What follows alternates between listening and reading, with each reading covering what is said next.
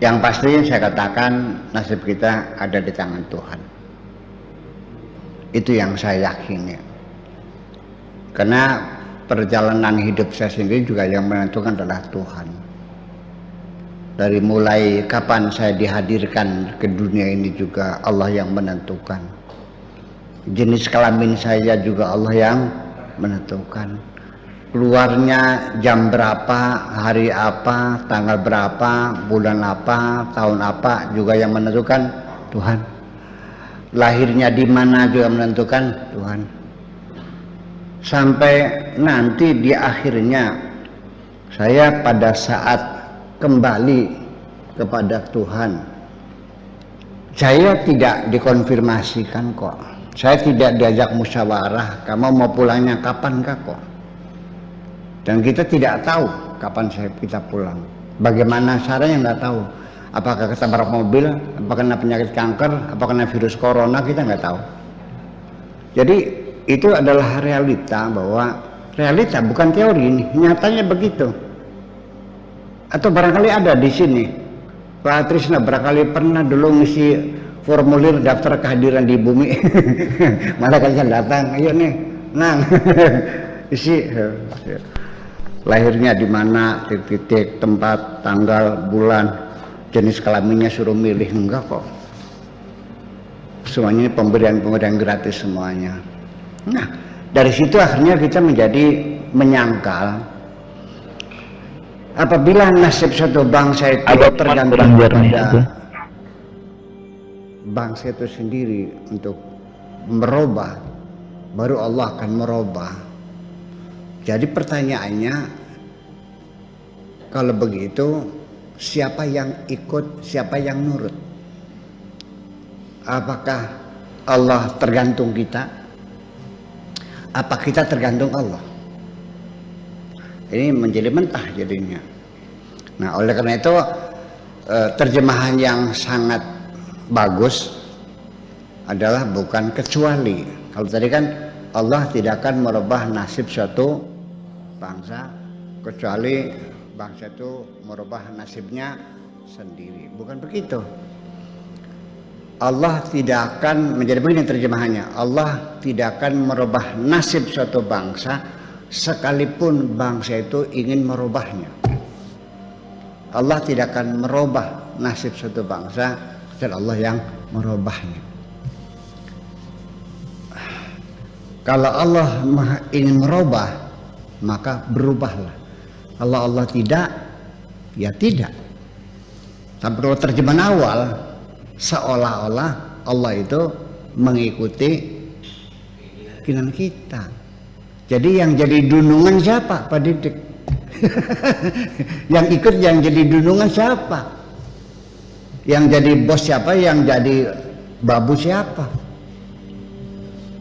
Manusia berubah, Allah berubah. Manusia tidak merubah, Allah tidak merubah. Jadi yang jadi majikan siapa?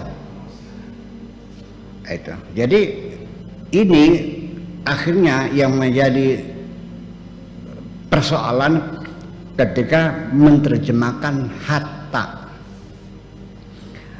Jadi ketika hatta diterjemahkan kecuali, menjadi maknanya bertolak belakang. Makanya terjemahannya yang sejalan dengan akidah itu adalah bukan kecuali tapi sekalipun. Allah tidak akan merubah nasib suatu bangsa sekalipun bangsa itu ingin merubahnya. Kalau Allah mengatakan kamu kaya, kayalah kamu. Allah mengatakan miskin, ya miskinlah kamu. Itu. Dan itu yang menentukan adalah semuanya Allah. Tidak mungkin dalam panggung sandiwara kalau sang sutradara tidak menentukan peran masing-masing lakon itu. 10 orang naik panggung, terus di panggung suruh milih peran masing-masing. Jadi nggak ceritanya? Oleh menunjuk kamu jadi raja, kamu jadi tukang beca, kamu jadi pacar gelapnya, pacar selingkuhannya, kamu jadi istrinya, kan begitu. Terus ada tokoh antagonisnya, Jadi gimana? Ya sudah, kalau engkau ditunjuk sebagai tokoh antagonis, yang bermainlah sebagai antagonis. Jadi Sangkuni, jelas Sangkuni, kalau masalah. Ya, nanti belum tentu bahwa di akhir permainan nanti yang akan mendapat Piala Citra itu belum tentu sang raja. Malah tokoh antagonis yang dapat Piala Citra karena dia menjadi the best actor.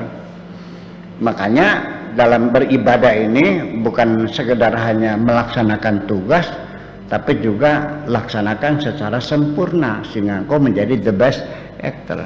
Ya, ya, how to be the best actor? Bagaimana menjadi pemain yang terbaik? Itu aja persoalannya. Oke.